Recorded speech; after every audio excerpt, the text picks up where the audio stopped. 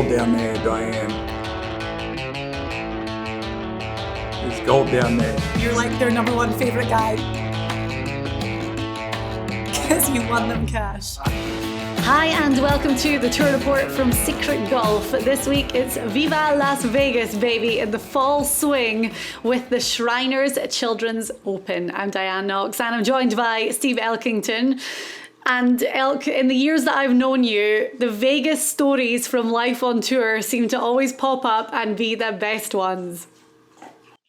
Yes, good morning to you, Diane. We are headed to Las Vegas. You know, Vegas is one of those places you can't wait to get there and you can't wait to leave. When we were on tour years ago, I think it was played in the fall for the most part. And we used to play, Diane, right on the Strip. The Desert Inn golf course was right there. I mean, literally out the back of the casino. The Las Vegas Country Club, I think it's still there. Even the Tropicana was a course that we played on a time or two. Now the courses have all gone on the Strip, except maybe Las Vegas Country Club, and they've moved out of town to TPC Summerlin. But I do recall one story, Diane. Back in my day, we used to get our wake-up calls. We'd call the front desk, and they would call our room to wake us up. And I was I was staying at Caesar's Palace, and my phone rang, and I jumped up, had a shower, got my golf clubs, and headed to the golf, walking through the casino with my clubs, got in the car, and I was driving down the Strip. I was only going a couple blocks to the Desert Inn for my 7 a.m. tee time. And I was thinking, man, it's dark. It's really dark out. It's going to have to get light pretty quick here. And I pulled into park, and I turned around to see a building, and they had a clock on the building, and it was 1:23 in the morning. So somehow my room just got rang. I thought that was a wake-up call, and I was at the golf. So I finished up sleeping the night there in the car. I still got up and shot like a 68, so I was pretty happy with everything. Oh my gosh. And the thing about Vegas and these grand hotels is you go downstairs to the casino and it can be as busy at 1 a.m. as it is at 7 a.m. So you lose all track of time in Vegas, and they definitely make it that way on purpose. Yeah, everything's, was glamorous in the 80s in Vegas. There was another story I recall. We were playing at Las Vegas Country Club, which was a really narrow little course, and it was a fun course to play, had some of the best greens on tour. And the 17th hole was a longish par 3, about 225 yards, and they had a Rolls Royce for a hole-in-one prize. Okay. And it was a Saturday's round, and there was a man up there with an umbrella on the back to watch all the players come through. And I was playing early, and I hit this 4-iron. It was right at the pin, landed on the green, and it was just running towards the flag. And even the guy at the umbrella got up in the air because it was going to go in, and apparently it just hit the flag and hopped back and sat on the front edge. And when I got up there, it was like a $200,000 Rolls Royce. This is in the 80s. And I got up there, and the guy's like, there's no way this ball could miss. I mean, so anyway, I make my birdie, and I walk to the 18th tee, and you wouldn't know it, Scott Hoke, playing behind me, flew it in the hole for him win the Rolls Royce. So I was close. Gosh, that's an amazing story. And we've seen quite a lot of aces at TPC Summerlin, and I think of when Jonathan Bird won in a playoff, and he won with an ace. So it's a course that kind of goes hand in hand with some great stories like that. Yeah, when you go to the desert, when we handicap this week, it's very tricky for us this week because we have a lot of the star players that aren't playing this week. We'll start to see a few come into the event this week we'll talk about during this show. Then we have the emergence of all these young guys coming from the Corn Ferry that are all eager to get out there. But I think this week at TPC Summerlin, Diane, a little bit of experience is needed because we are going to get to 20, 21, 22 under, 24 under par, which is 6 per day. So we're going to discuss all about who can get to those numbers this week. It's funny that you mention experience, because this is one of those tournaments that over the years the same names have popped up. They've either been past champions, or they've finished runner-up, or they've had solid top 10 finishes. And Martin Laird last year, I mean, you knew that I had to mention this very early in the show. He's a past champion at this tournament, but then last year he was 250 to 1. We had gone through everything. We'd seen that he was one of these guys that was a very solid performer around this course, lives in, on that side of the country, and he won it last year in a playoff. We look at Kevin Na, who's a past champion multiple times, runner-up finishes. Patrick Cantlay is another one, not playing this year, but the same names are popping up a lot. It seems to be one of those horses for courses tracks that we talk about. Yeah, exactly. And I think there's two clubs that are important this week. One is the driver, doesn't have to be super long, but super long wouldn't hurt. And the other one is putting.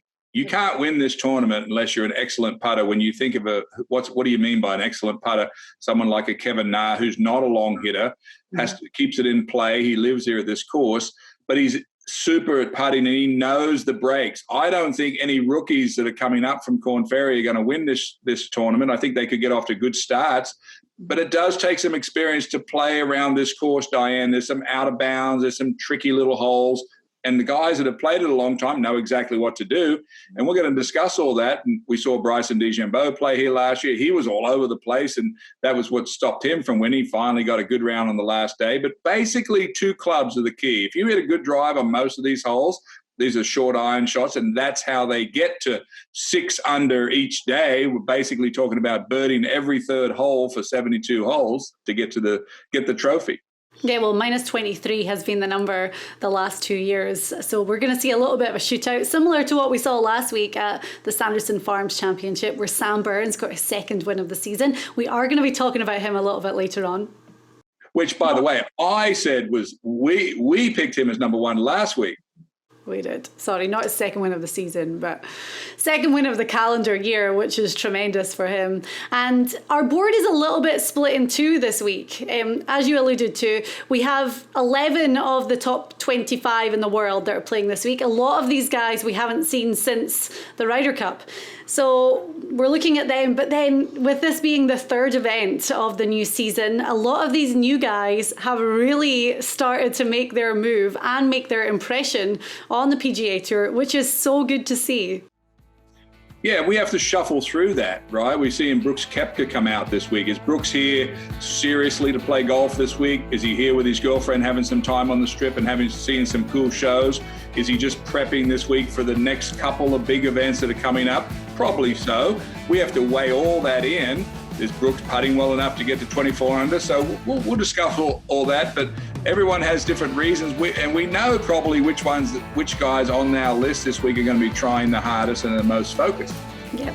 Right, so coming up on the show, well, we're going to go through our re-ranked field and give you our top 10.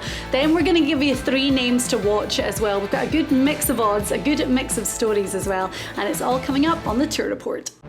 Compete against your friends on PGA Tour events. Win cash and bragging rights. Test your golf knowledge. Experience the success and failure of PGA Tour players. SG Tour app is an engaging golf experience designed by professional golfers that created a variety of games, including single and multi-day games, as well as tournament-long contests. It's really simple. Join or create a game, pick 4 players, and win cash. You can even immerse yourself in interactive features, including course strategy, putt predictor, and daily content exclusively from PGA Tour players. The word is out and golf fans are catching on. So don't miss out. Download the SG Tour app now. It's Viva Las Vegas this week on the Tour Report. The Shriners Children's Open at TPC Summerlin. I'm Diane Knox and Elk is here and we're giving you our top picks. Elk, as you said, last week we had Sam Burns as our number 1 guy. We had Corey Connors, Will Zalatoris, a lot of these guys who were really in the mix. So we got off to a good start. And then if you go back to last year for this tournament, we picked Martin Laird at 250 to 1 as the winner. He was there on a sponsor's exemption. But this course does throw up a lot of the same names and a similar type of player. Yeah, for a relatively easy course, this favors experience.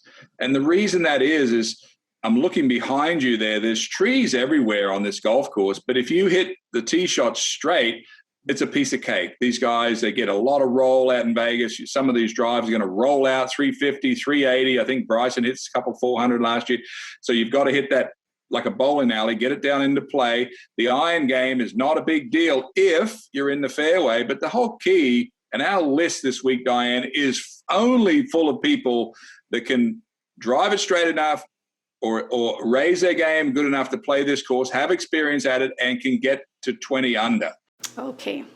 A lot of the big names back in the field this week, and we're going to kick off our re-ranked top 10 with one of them. Now, Elk, this guy, it's got to be his third season on the PGA Tour, and he's one of these names always floating around, really turns up for the big tournaments as well, and he was one of the stars of the US Ryder Cup team at Whistling Straits just a couple of weeks ago. So our number one pick this week, we're looking for his debut win on the PGA Tour, which sounds kind of crazy now, but Scottie Scheffler is the top of our list.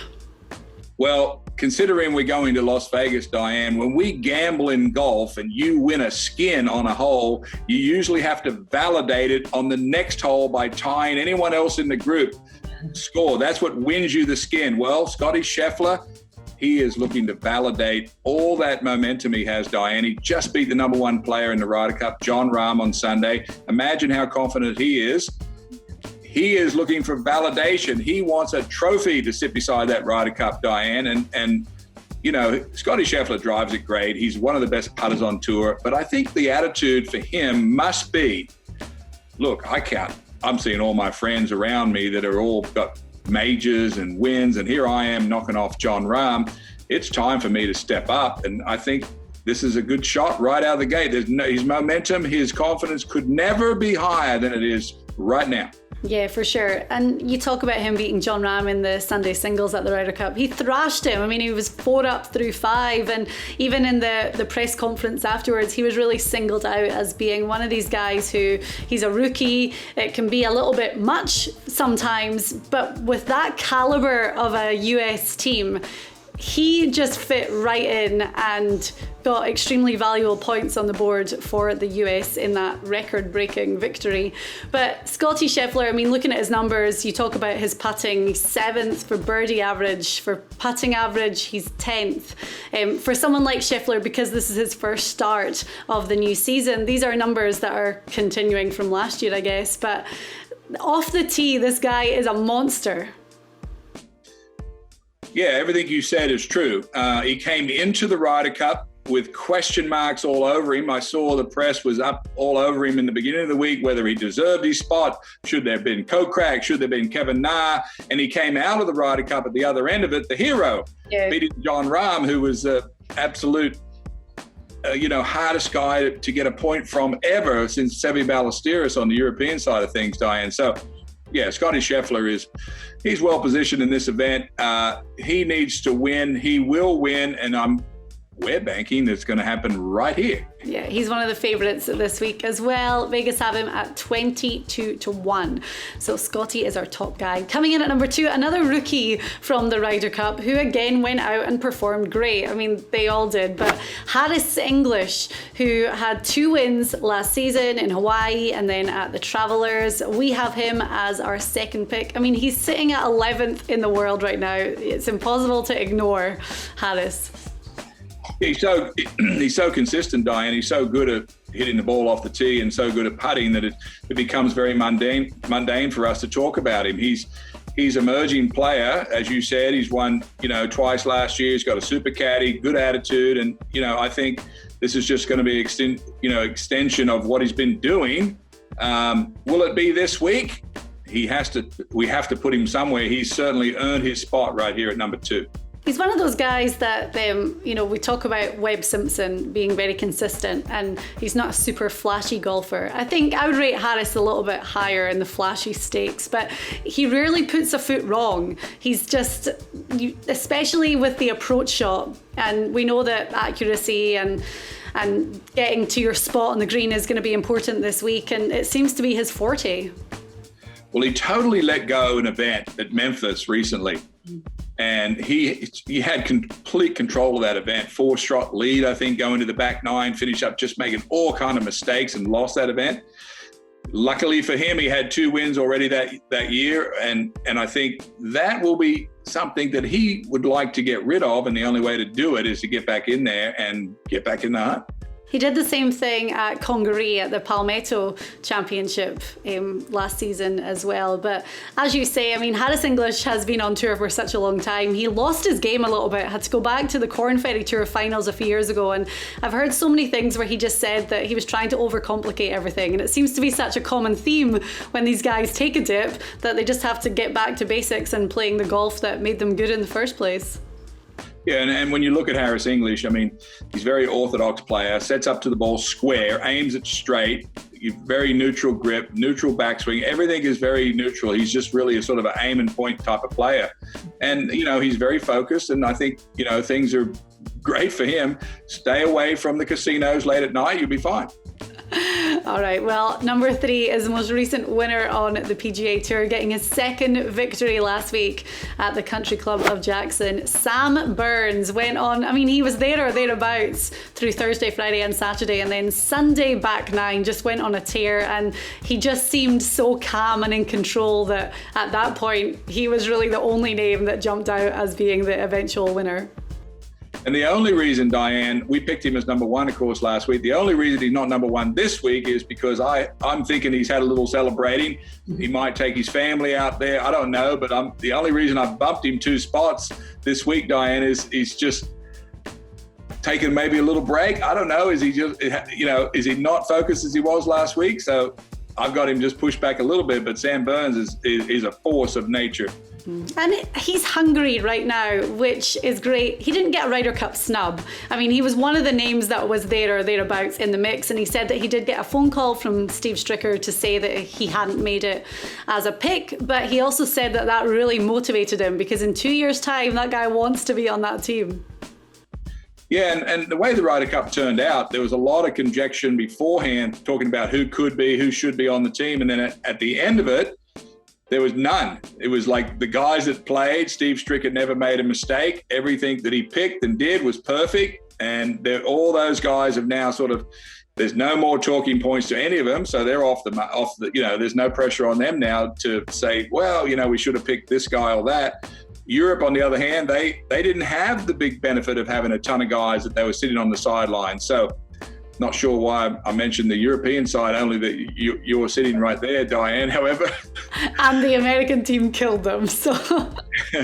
This year, they were lucky enough to put it all together, they were. Well, a perfect link to the European team. One of the guys who was making his Ryder Cup debut is Viktor Hovland. He's also making his debut at the Shriners Open here. We've talked about the fact that experience is going to be important this week, and we've seen that through the years. But Viktor Hovland, it's hard to overlook, one, his just pure talent, and secondly, coming off the Ryder Cup and having a pretty decent time there. It's good attitude. Yeah. He's always smiling. He seems so pleased with himself and so happy. He probably drove out to Vegas. I know he doesn't like to fly, so he probably drove out. He probably stopped at a couple of national parks and had a picnic and everything. And Viktor Hovland is makes me smile every time I see him play. And he putts a lot better than he used to, and he chips a lot better. But that was the only slight thing that we had to watch for him last year, Diane. But now Viktor Hovland seems as though he's more complete player and is there every week, and he's so strong and hits it straight with a fade and attacks when he has to, and look, he's a super player, and he deserves his spot right here. Yeah, and at 20-1, definitely one of the favourites this week. And then at number 5, one of his buddies, one of the guys from his kind of elite group of college players that graduated to the tour at the same time. And this guy got his first win right off the bat. Matthew Wolff we have at number 5. Now, played well here last year, got into a playoff with Austin Cook and Martin Laird, with Laird being the eventual winner.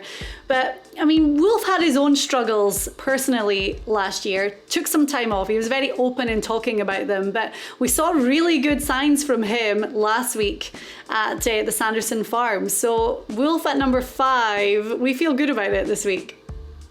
Yeah, if Wolff didn't play decent last week, he wouldn't be in number 5 this week, but he came off, as you said, he came off being away from the game, came back to Sanderson last week, one of the most talented players we have on the tour. Came back and had a solid start last week. Now he must feel better about everything coming to Vegas, where he got beaten in a playoff last year. His mate, as you said, Victor Hovland will be there. And everybody be sort of pulling for Wolff. But at the end of the day, Wolff needs to get on with his work. And there'll be no one feeling sorry for him once they tee it up on Thursday. However, I just sort of have an inclination that Wolff has rested and he's starting to feel good again. And this is the perfect location. He plays good in the desert, California kid, hits it straight off the tee and makes all kinds of putts, Diane. It's an easy course for him. Okay, so our top 5, Scotty Scheffler, Harris English, Sam Burns, Victor Hovland and Matthew Wolff. Wolff at 45-1 is definitely the highest odds guy in that 5. So on the way next, we'll go through the rest of our top 10 and we'll give you 3 names to watch in Vegas this week. Get in the game on the SG Tour Golf Gaming app and play 4-ball. It's a classic stroke play competition based on the aggregate scores of 4 players. Who makes your team? Well, pick 4 guys, 1 from each tier based on the current World Golf Rankings. Want a tip? You need 4 guys to make the cut. Get in the game on the SG Tour Golf Gaming app, available on iOS in the App Store. Well, we've given you our top 5 and we are working our way through the rest of our re-ranked top 10. Elk, the guy coming in at number 6. He is a Cali guy. This part of the US, he traditionally plays well out here. Maverick McNeely is our guy at 6 after a runner-up finish already this season at the Safeway Open. I love this guy. He should be almost higher. He's on the verge of breaking out, Diane. Maverick McNeely was the most celebrated college player. All these guys around him, whether it's Honma, who beat him in Napa. I think when I turned the TV, or I left the TV at Napa, Maverick completely had control of the golf tournament. I watched Mark Leishman, our own secret golfer, finish on Sunday, thinking that McNeely was going to break through and win. California expert player like Honma, lives in Vegas, number 1 on the short season in putting. Maverick McNeely is going to win, and it could be right here. This guy is swinging. Well, he's swinging the best I've ever seen him swing. I've been waiting for this guy to come out of his shell for ages, and I reckon this is going to be it. Something always sticks with me, and it was before the AT&T at Pebble Beach earlier this year, and you had said, that he's from up in that part of the world. He knows how to play these greens. He putts well, and I mean, it turned out I think he finished maybe top 5, definitely within the top 10 at that tournament. And sorry, it was the Fortinet Championship. I'm going to call the Napa tournament the Safeway Open forever, just out of habit. But we saw the same thing from him there. And to be 1 putting average, 2nd in birdie average. Okay, I know it's only been a couple of weeks, but talk about a hot start. Now, I just I'm looking at his swing. His problem since he's come on tour has always been changing his swing. And I think he worked with Butch Harmon out in Vegas, lives in Vegas, working on all that. And it's taken him a while until I saw him at Napa the other week, how good he was swinging, how free his swing was. And I could just tell by the way he was walking, everything about him was just all about winning. And he just got run over by Max Honma in the end. But that's sitting right below the surface. Here comes Maverick McNeely this week. Watch out. If he's a horse, he's the one to watch. Hey, and he's 60-1, which those are great odds, bearing in mind he just had a runner-up finish a couple of weeks ago. So Maverick McNeely at 6 on our list. At number 7, a guy who loves this place. I mean, he lives in Vegas. He's won this tournament in 2011 and in 2019. He's had a bunch of runner-up finishes as well. Kevin Na is our number 7. Hard to overlook Na at this tournament. Well, he's the best putter. I don't care what the stats say. He's the best putter on this course, in this field. And if he drives it halfway decent, he's going to win it, or he's going to be runner-up like he has it a half dozen times, it seems like, with Kevin Na. He knows how to play this course more than anything, Diane. But putting is the key here. You know, we're talking at the top about getting to 23 under, 5 each day. You know, Kevin Na, we've seen some spectacular putting out of him all season last year, where he walks the putts in. But this place he particularly likes. He knows the grain, he knows the slope, and he is rested. He finished strong in the season, very high finish in the top 30 in the Tour Championship. And the other thing about Kevin Na is he's playing good right now. I mean, looking back to the end of last season, he had a 2nd place finish at the Wyndham, top 10, it was an 8th place at the Northern Trust, and then a 3rd at the Tour Championship. So this guy is playing great golf right now too. Yeah, Na, this is very rare on the Tour, Diane. He's sort of an overachiever. When you think about all the people on tour that can be underachievers, that aren't fulfilling their, potential, Na, on the other hand, has had troubles with his swing over the years, and he sort of overachieves. He's one of the shorter hitters on tour, one of the best putters, and he just knows how to be a tour player, and he knows how to make money, knows how to win. He basically won the Tour Championship, Diane. He was the lowest score to par without the handicap, so he beat everyone that was there in the top 30, knows what to do. Yeah, 266s and 267s around Eastlake. So that was just a couple of weeks ago. So momentum is high, confidence is high, and he's back on a course that he loves. Kevin Na is our number 7 pick. His odds, by the way, are 35-1. And the guy at number 8, same odds, Corey Connors. He had a good tournament last week at Country Club of Jackson, ended up finishing 17th. He was there or thereabouts. I thought that Connors was going to take it after Saturday. But again, one of these guys, especially when you look at his numbers and his ball striking, it's hard to overlook him. Had a great season last year with the majors. He was right there in the top 5 in about 3 of them. But I talked about at the top of Diane, I got 2 clubs in mind this week. Driver, Corey Connors is the straightest driver we got out on tour.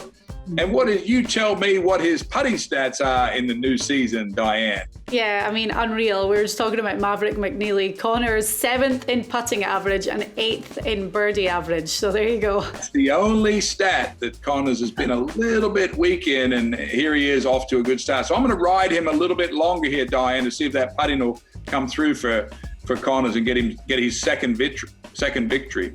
Okay. Well, first start of the new season for Joaquin Niemann, and we have him in at number 9. Again, when it comes to ball striking, when it comes to accuracy, when it comes to hitting those points on the greens and putting well, Niemann's a bit of an all-rounder.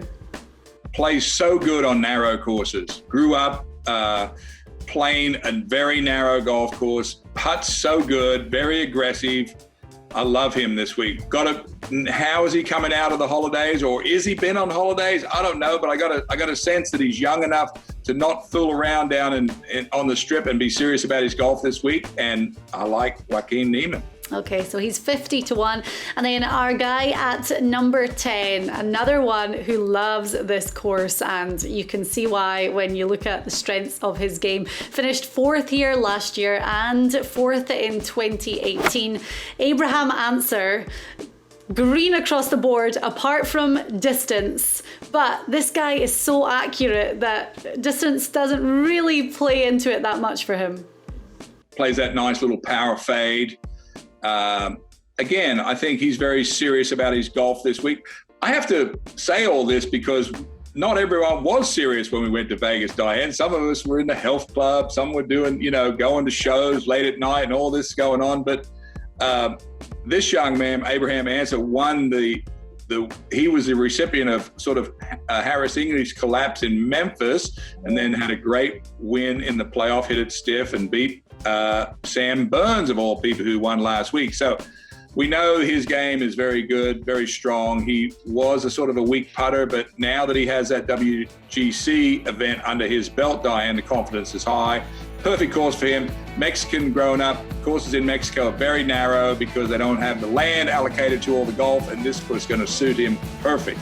Okay, so our full top 10 this week for the Shriners Children's Open. Scotty Scheffler at number 1, followed by Harris English, Sam Burns, Victor Hovland, Matthew Wolff, Maverick McNeely, Kevin Na, Corey Connors, Joaquin Neiman, and Abraham Answer. Right, one more part of the show to come, and we're going to give you 3 names to really watch out for this week, and some higher odd picks as well.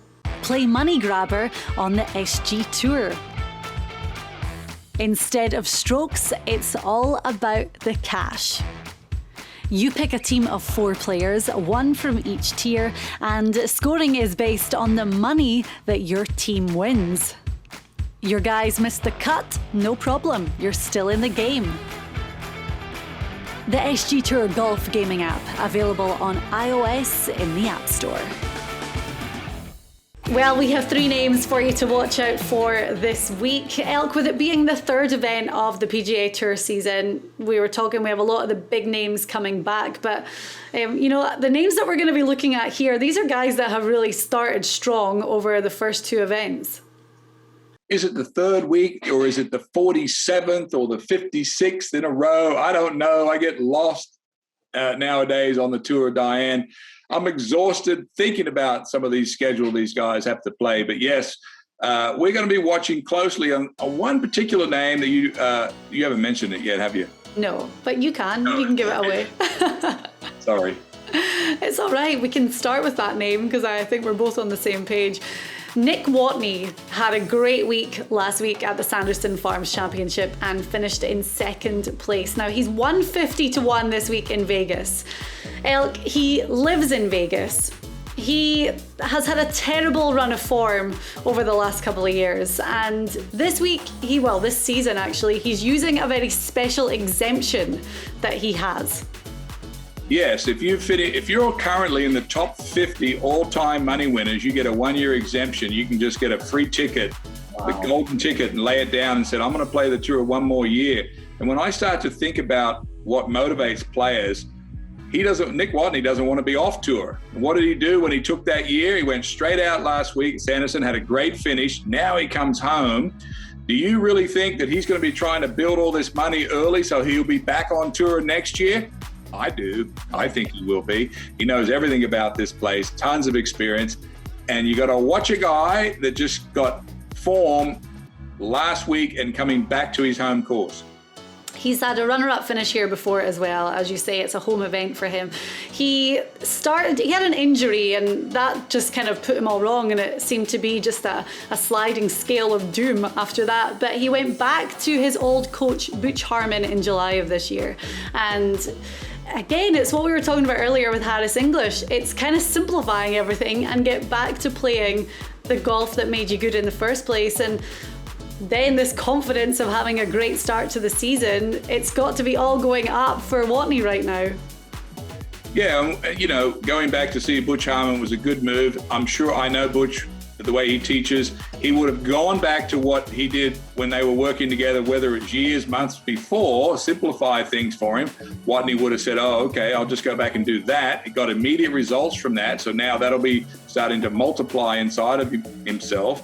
And now, as we've already talked about, his motivation is to get back on tour and stay there and ride this all the way to when I know he's taking his 1 year 50, but I don't know how old he is, but he's got to be in his 40s, Diane. Yeah, he's 40. He is 40. Yeah. So, and you were saying earlier, we're looking at the winning scores. 23 under the past 2 years. Who can get to 23 under? I mean, he just got to 21 under last week. So Watney's there. He said that he had to ask himself some difficult questions like, do I actually want to be doing this anymore? And he does. So he used that exemption and he's got off to a great start already. So Nick Watney is definitely one to watch this week, and we have him at 150 to 1.